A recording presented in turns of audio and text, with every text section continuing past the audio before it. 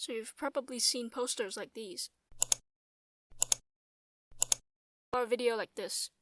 The extra water that was once held in glaciers causes sea levels to rise and spills out of the oceans, flooding coastal regions. They feature pretty harrowing images: natural disasters, animals dying, and the world in dismay. Now, you and I would naturally feel guilty or disturbed. But how often do we actually do something about it? Well, in 2016, the University of California conducted research about how the way we talk about climate change affected our actions. Participants were given out 1 out of 3 surveys, one about how they've contributed to climate change, one about how the general public has contributed to climate change, and one about their daily routine. The survey also said that they stood a chance of winning $100 and asked how much they would be willing to donate to an organization about climate change. Well, as it turns out, the amount of money being donated by the ones talking about their own harmful actions wasn't that much different from the amount donated by the ones talking about their own breakfast. The last group, however, donated significantly more. What this tells us is that the way we're approaching spreading awareness is not as effective as it seems.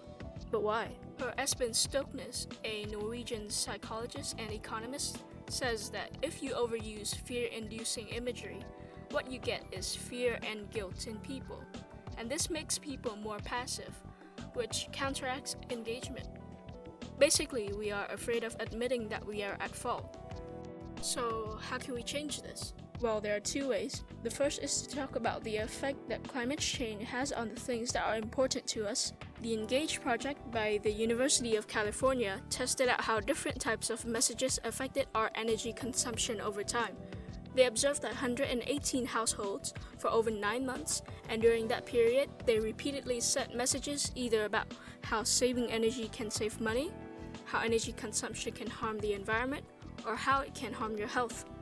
What they found was that messages pertaining to cost saving only had a short-term effect on people's energy consumption, while the other 2 types of messages induced a more persistent energy savings behavior. The second way is to have social competitions. In a separate experiment, students living in dorms were given 2 types of treatment pertaining to their energy usage. The group that received the private information treatment had online reports about their consumption, comparing their usage to the average of similar rooms.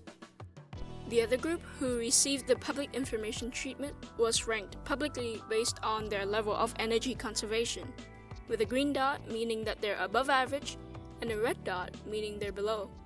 This ranking was then printed on posters that were hanged along the halls and were updated weekly. And after 9 months of observation, it was concluded that private information didn't have a significant effect, whereas public information led to a 20% reduction in energy consumption. So, what can we learn from this? I don't think it's necessary to always focus on the negatives, on how we've ruined our planet and how there's no turning back. Yes, it is important to acknowledge the situation and its severity, but there are better ways, and we don't always have to live in guilt. Sometimes it is important to talk about and be proud of our achievements as well.